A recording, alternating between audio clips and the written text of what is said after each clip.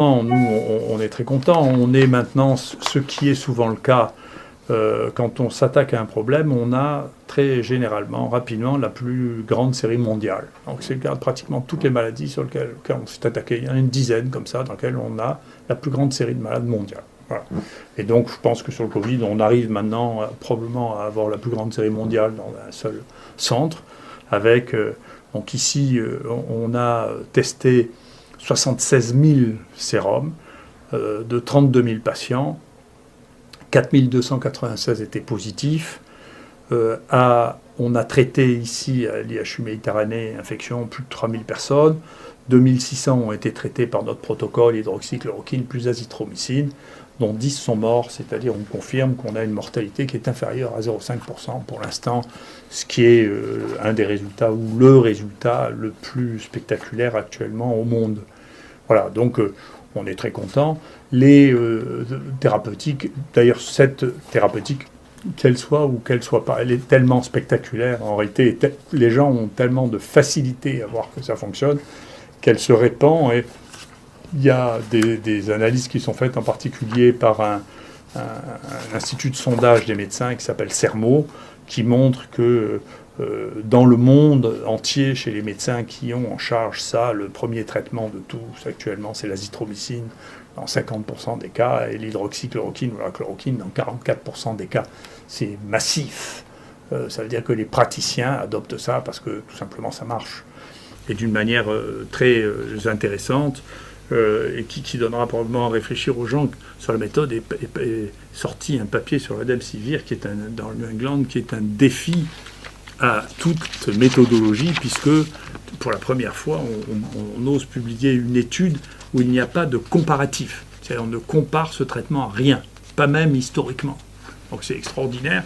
Et donc la seule chose que l'on note, c'est qu'il y a une toxicité considérable, c'est-à-dire qu'il y a 60% d'effets secondaires, ce qui veut dire que ce médicament ne peut pas être utilisé en dehors des patients qui ont une forme très grave, mais les patients qui ont une forme très grave, on le sait ici, en réalité, n'ont presque pas ou n'ont plus de virus, ils ne sont plus à ce stade-là, ils sont à un autre stade.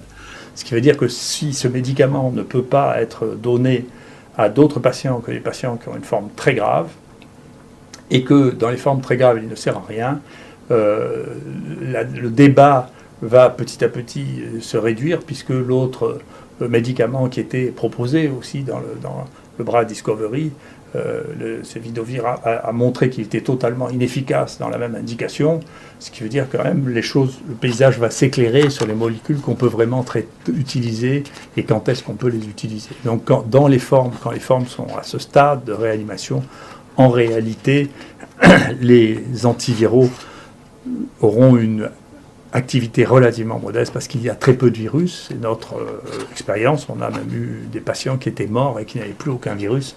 On voit mal comment un antiviral prescrit à ce stade pourrait avoir la moindre efficacité. Donc le traitement, c'est les formes modérées, c'est les formes qui sont sévères mais qui ne sont pas en réanimation, qui permettront de faire les choses. Mais c'est intéressant parce que parmi les auteurs, il y a des gens qui ont fait des grands commentaires sur nos méthodes, mais c'est la première fois que je vois un essai publié sans aucun comparateur, ni historique, ni géographique, ni rien du tout.